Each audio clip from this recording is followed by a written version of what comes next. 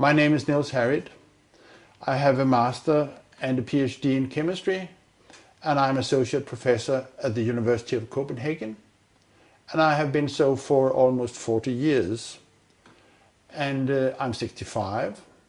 I have published close to 60 peer-reviewed papers in the best journals, and currently I'm involved with research X-ray time resolved spectroscopy on time scales of 1/millionth of a second. This is very fast. About 3.5 years ago, I saw accidentally Building 7 going down on a DVD, which was a recording from Stephen E. Jones' lecture he gave on Brigham Young University. And that caught my attention immediately because, for one thing, I have never heard about this building before, and second, I couldn't understand what was going on because apparently it collapsed with no reason at all. So that, as a scientist, I'm trained to trying to understand what's going on around me, and I couldn't understand. And from that day, I have not had any free time because later on, I started looking into it. I started working on the local scene in Copenhagen, Denmark, and I got involved with a team of scientists, which also counts Stephen E. Jones, Kevin Ryan, etc. A total of 9 people, and in a kind of research investigating the dust from the collapse on south of Manhattan.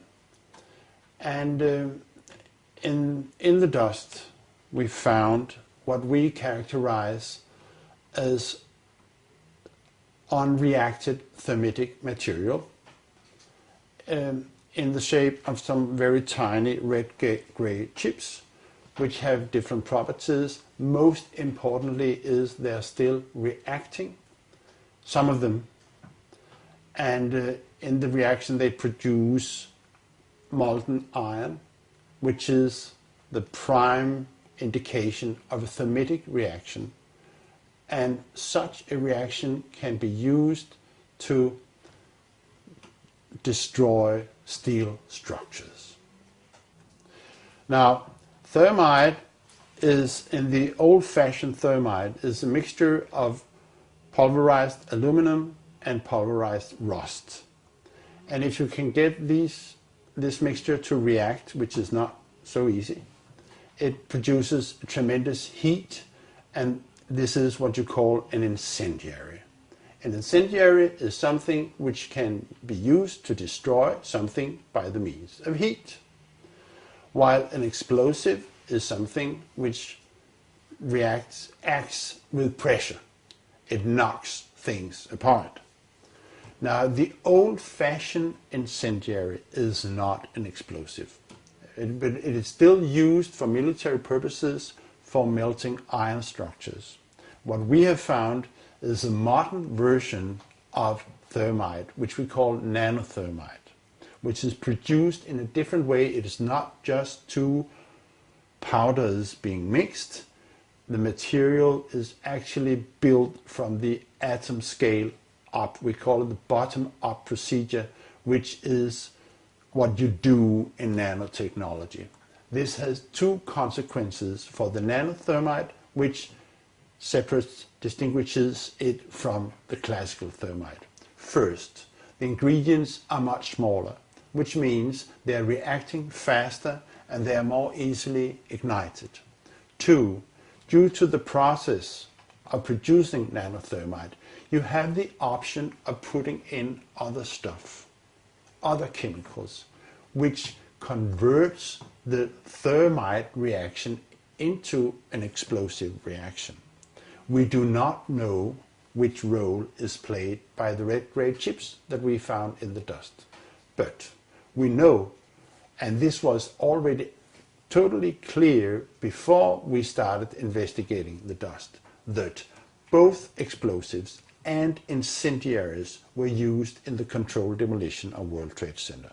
This is quite obvious because of other observations. the molten iron and other findings in the dust, that both explosives and incendiaries were used.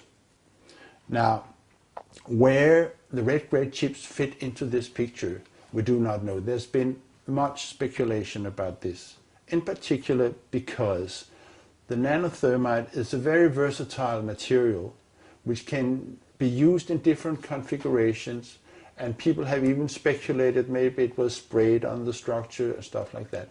This is what I call hypothetical blast scenarios, which we should not maybe go into here. One point I wish to make, though, is the recent work by David Chandler, where he is looking very closely at the collapse of the South Tower, World Trade Center, reveals that the fragments which are being, which is coming out of the tower, obviously being kicked out by an explosive action, are rocket fragments. For once, they have a trail of a white trail after them, which could be aluminum oxide, which is a product of the thermite reaction. Second, they quite obviously have rocket properties, which, in my opinion, means that when we are that the discussion between incendiaries and explosives is obsolete in this situation. What we are dealing with, I think, in World Trade Center is modern military material which is unknown to the general public. And the red grade chips, the unreacted nanothermite that we have found in the dust, is just an indication that there is something wrong. It shouldn't be there. But my feeling presently, we are recording this in 2010, is that we haven't heard the whole story yet. The findings of the nanothermite in the dust is an unambitious proof that something was going on September 11th, which was unusual. And it is a finding which cannot be accounted for by any other explanation, any other process going on than this was deliberately put in the towers for the purpose of bringing them down.